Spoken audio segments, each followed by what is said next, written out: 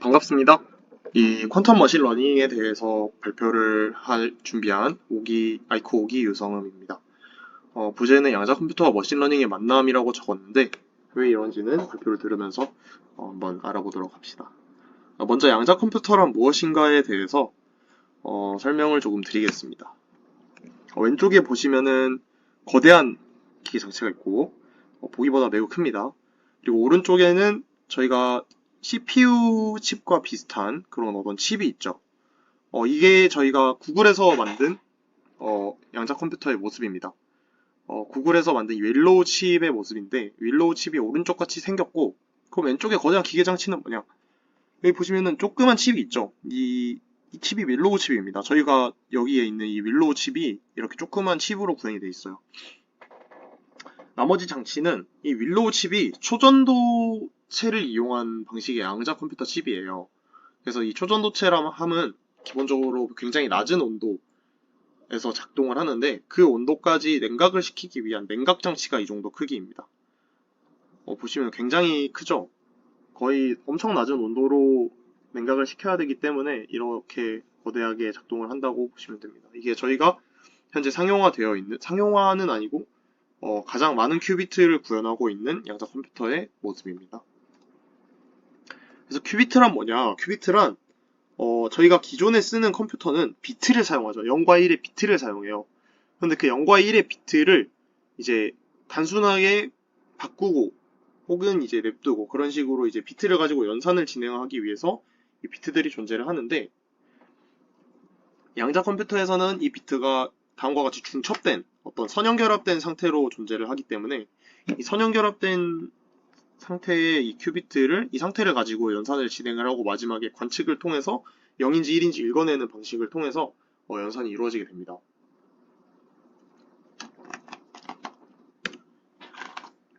이게 저희가 기존에 쓰던 컴퓨터의 비트를 물리적으로 어떻게 구현하는지, 요즘에 어떻게 구현하는지에 대한 모습이에요. 지금 여기 보시면 모스펫이라는 소자를 사용하고 있고 또 캐패시터, 그러니까 축전기가 있는데 이 모스펫이라는 소자는 반도체예요, 반도체.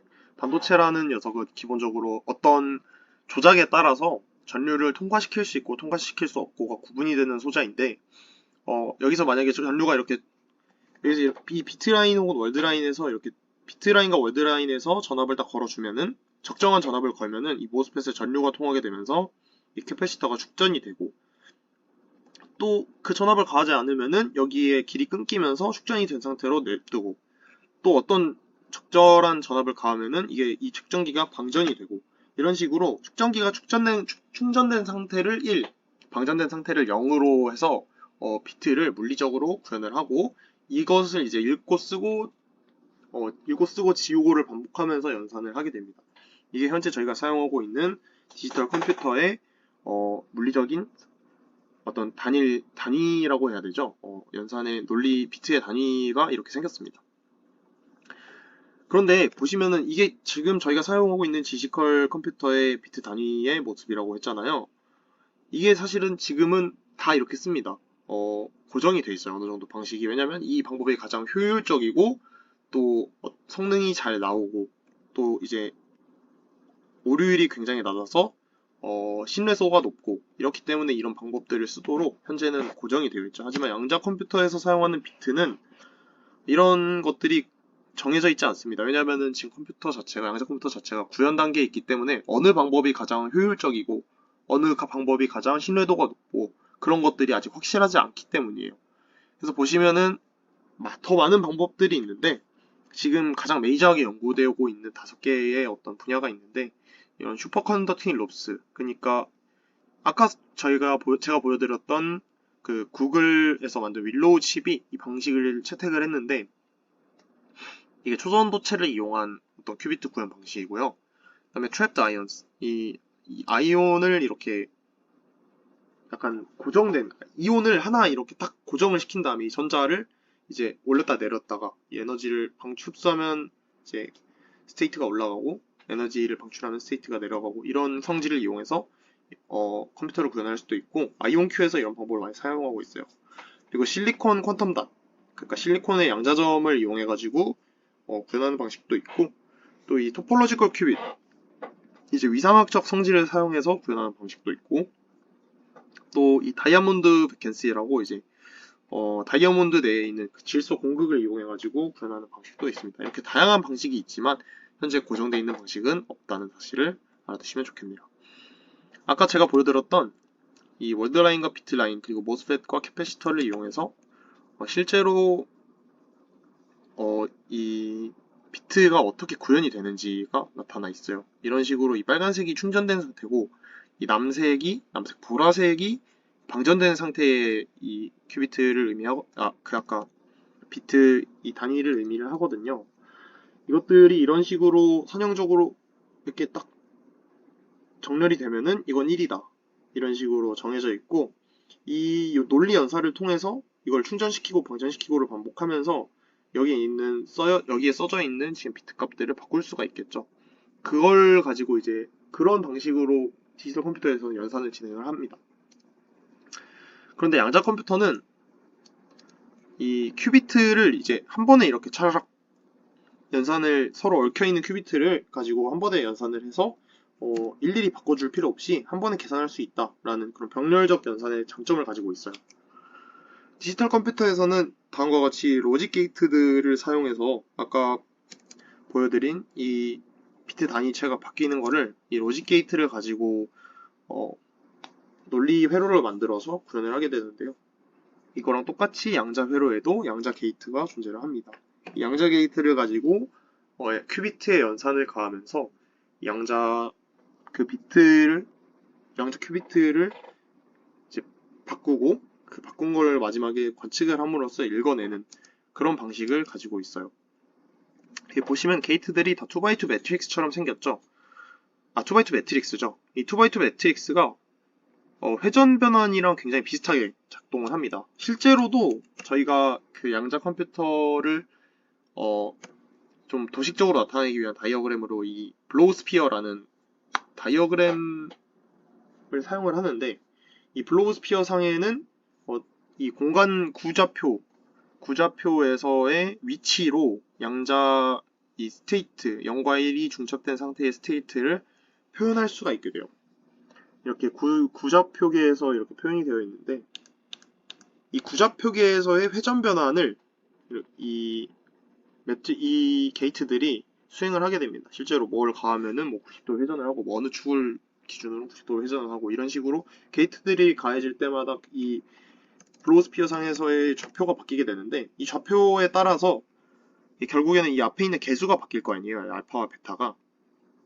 이 알파와 베타가 이 0과 1, 그러니까 0비트와 1비트가 관측될 확률을 의미합니다. 이거의 제곱이, 이 진폭의 제곱이 확률을 의미하는데 그래서 관측을 했을 때 이 연산을 가하면은 이 알파와 베타가 막 바뀌겠죠. 좌표가 막 바뀌니까.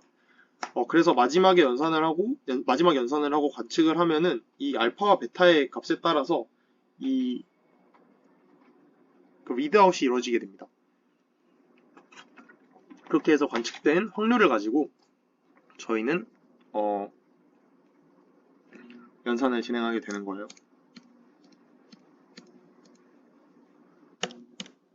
또 간단하게 이 게이트에 대해 소개를 드리면 여기 보시면 하다마드 게이트가 있어요. 하다마드 H라고 지금 써져 있는 저 녀석이 하다마드 게이트인데 단순한 2x2 행렬로 생겼죠. 근데 이놈의 가장 중요한 특징은 뭐냐면 완벽하게 0으로 초기화된 그런 큐비트에다가 하다마드 게이트를 가하면 그러니까 앞에 이렇게 곱해주면은 그러니까 이 01이 그 행렬에서 01, 10 그 열 벡터로 이렇게 구현이 돼 있어요. 열 벡터를 의미하는 거예요. 0, 1, 1, 0 뭐 이런 식으로 열 벡터를 의미를 하는데 여기에 하다마드 게이트를 가해주면은 이렇게 0과 1이 그 선형결합되어 있는 상태로 이렇게 변환이 되는데 잘 보시면은 이걸 제곱하면 2분의 1이고 이걸 제곱하면 2분의 1이죠. 그래서 정확히 반반의 확률로 0과 1이 관측될 수 있도록 이제 이 상태를 바꿔주는 그런 게이트인 거예요. 다른 게이트들도 마찬가지로 이러한 앞에 있는 진폭을 조절을 하는 그런 게이트로 이용이 되고, 즉 이 0 상태에서 완벽하게 0으로 초기화된 큐비트에 하다마드 게이트를 가하면은 이제 반반의 확률로 0 아니면 1을 관측할 수 있도록 하고 이걸 이제 플러스 상태로 정의를 했다. 뭐 마찬가지로 1 상태에다가 이걸 가하면은 이제 이런 식으로 선형 결합이 이루어져서 마인 상태로 되도록 했다라는 게 이 게이트의 어떤 의미이자 작동 방식이라고 알아두면 좋겠습니다. 마지막으로 이 텐서 곱을 설명을 드리면 어떤 두 개, 큐비트가 하나만 있지 않고 저희가 연산을 할 거니까 어쨌든 여러 개의 큐비트가 구현이 되어 있을 거 아니에요. 그 여러 개의 큐비트가 서로 얽혀 있게 됩니다. 얽혀 있어야 연산이 이제 병렬적으로 가능하게 되는데 그게 가장 양자 컴퓨터의 가장 큰 장점이에요. 얽혀 있다는 말은 뭐냐면 이 양자적으로 얽혀 있다는 것은 어떤 한 큐비트를 관측을 하면 다른 큐비트의 상태도 결정이 된다는 게 얽혀 있다는 의미예요. 즉 이제 하나의 큐비트에 다른 큐비트가 이제 서로 상호 의존하고 있다는 거죠. 그리고 서로 이제 정보를 어떻게 교환할 수도 있고요. 그러니까 연산을 하는 과정에서 서로 뭐 정보를 맞바꾸거나 그럴 수도 있다는 거고요. 이렇게 텐서곱으로 그 얽힘을 표현하게 됩니다. 텐서곱을 하면은 두 개의 이 큐비트의 정보가 이 psi 11, psi 12가 이 알파 베타를 의미해요. 그러니까 1큐비트에 1큐비트에 이제 알파와 베타, 2큐비트에 알파와 베타 이걸 의미하는데 이거 두 개의 정보를 손실 없이 텐서곱을 하면은 전부 적어낼 수 있기 때문에 텐서곱을 사용해서 두 개의 큐비트를 한 번에 표현하기도 합니다. 또 이 CX 게이트, 스왑 게이트라는 게 있는데 이 CX는 저희가 CNOT 게이트라고 불러요. X가 NOT 게이트거든요. 그래서 CX는 Controlled NOT Gate라고 이제 Controlled NOT Gate로 쓰이는데 즉 하나의 큐비트에 다른 큐비트가 이제 의존을 한다. 어떤 큐비트의 값에 따라서 이 값이 뭐 0이면은 이 큐비트는 1로 하고 이 앞 큐비트의 값이 1이면은 뒤에 큐비트는 0으로 하고 이런 식으로 큐비트를 어떤 큐비트를 다른 큐비트에 의존해서 바뀌게 하는 그러한 특징을 가지고 있고요. 서브게이트는 두 개의 큐비트의 값을 서로 뒤바꿀 수 있게 하도록 이렇게 이루어져 있습니다. 그래서 이런 게이트를 가지고 다음과 같이 양자 회로를 이렇게 구현을 하게 돼요. 양자 회로가 다음과 같이 생겼고요. 이러한 양자 회로를 가지고 어떻게 머신러닝을 구현을 할 거냐? 다음과 같이 구현이 됩니다.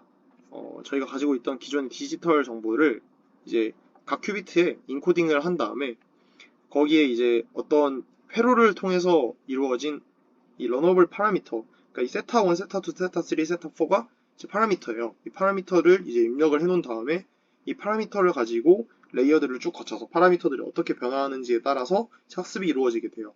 서로 얽혀있는 이 레이어들을 가지고 이렇게 한 번에 쭉 이제 파라미터들을 업데이트 한 다음에 마지막에 측정, 매주어를 하면은 그게 쫙 디코딩이 되는 그런 구조입니다. 그래서 결국 파라미터를 업데이트하는 방식으로 똑같이 머신러닝이 이루어진다. 지금 양자 머신러닝은 기존의 머신러닝 알고리즘들을 양자 컴퓨터의 메커니즘에 맞춰서 개량하는 단계에 있어요. 이게 뭔 말이냐면 양자 컴퓨터의 이런 큐비트의 성질을 이용해서 이 기존에 있던 저희가 쓰고 있던 머신러닝 알고리즘을 구현할 수 있도록 지금 개량을 하고 있다는 말이에요. 여기 목록에 보시면은 저에게 익숙한 단어들이 꽤 있습니다. 여기 reinforcement learning도 있고 뭐 뉴럴 네트워크, 컨볼루셔널 뉴럴 네트워크 이런 식으로 저희가 기존에 알고 있던 저희가 사용하던 머신러닝 알고리즘들을 이제 양자 컴퓨터에 완벽하게 이식하기 위한 연구들이 이루어지고 있는 거예요.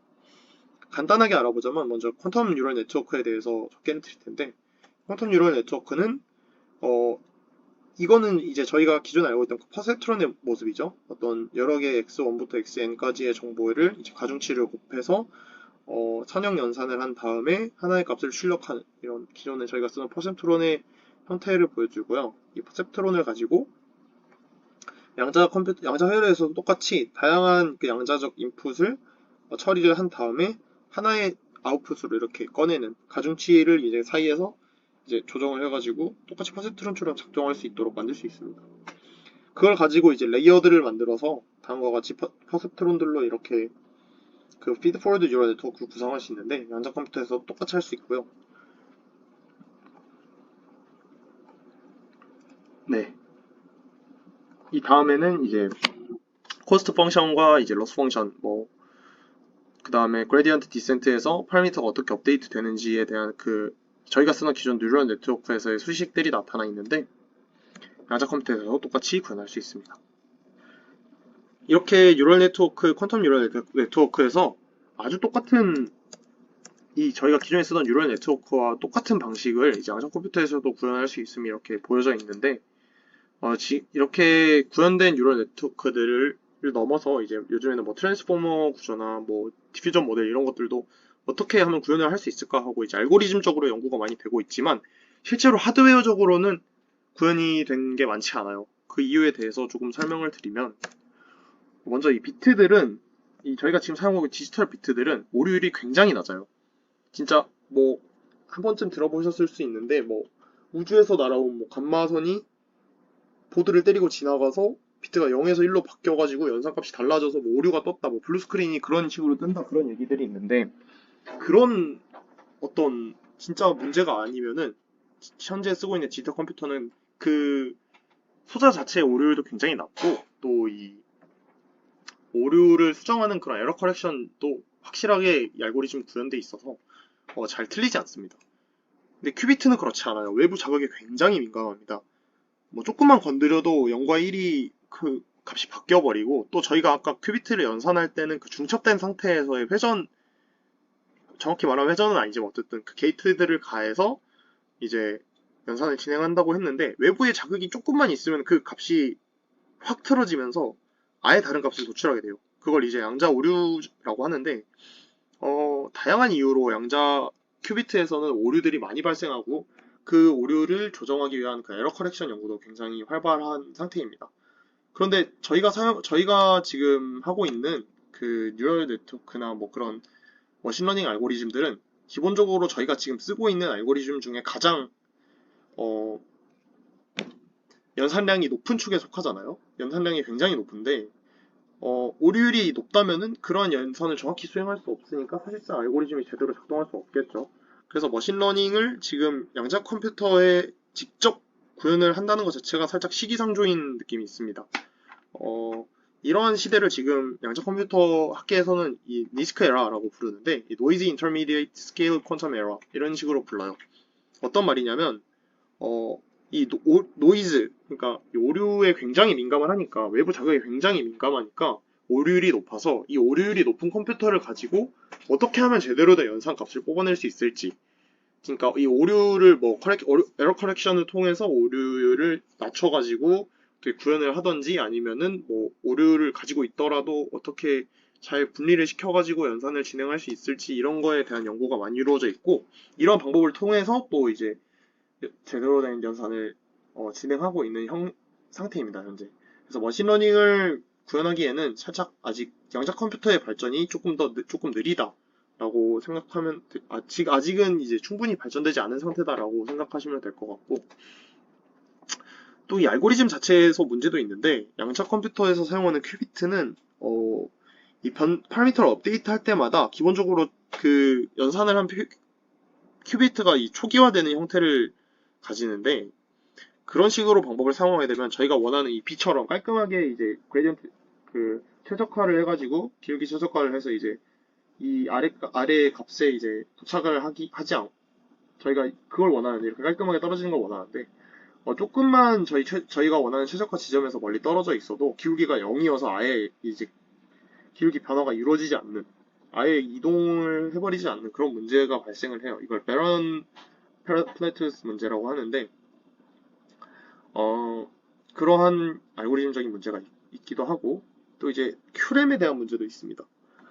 저희가 지금까지 계속 설명드린 큐비트는 연산을 하기 때문에 기본적으로 CPU에 해당한다고 볼 수 있겠죠. 근데 저희가 지금 쓰는 디지털 컴퓨터에서는 이 CPU에서 연산을 진행을 하고 이 메모리에 있는 정보를 가져와서 CPU에서 연산을 하고 다시 메모리에다가 써주고 이렇게 이제 상호 연결이 돼서 메모리에 있던 어떤 정보들을 읽고 쓰고 지우고 바꾸고를 반복하면서 이 메모리의 값을 읽어가지고 저희가 연산이 어떻게 진행이 됐구나를 읽는 그런 구조로 되어 있는데 지금 이 메모리, 그러니까 양자 컴퓨터에서는 이 메모리에 해당하는 장치가 구현이 가능한지에 대해서도 논란이라기보다는 약간 토론이 많이 이루어지고 있는 상태예요. 왜냐하면 양자 큐비트의 성질 중 하나는 이제 완벽한 복사가 불가능하다라는 게 있기 때문이에요.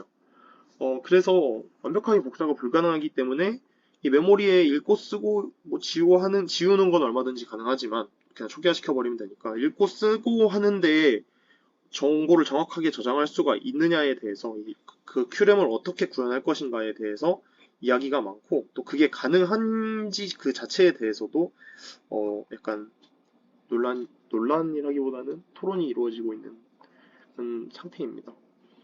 다음과 같이 저희가 이 연산을 하려면 기본적으로 이렇게 데이터가 저장되어 있는 녀석에서 이렇게 양자회로에 올려서 연산을 거친 다음에 이제 읽고 쓰고를 해야 되는데 그걸 어떻게 할 거냐, 그게 되기는 하는 거냐, 이런 식으로 토론을 하고 있는 상태인 거죠.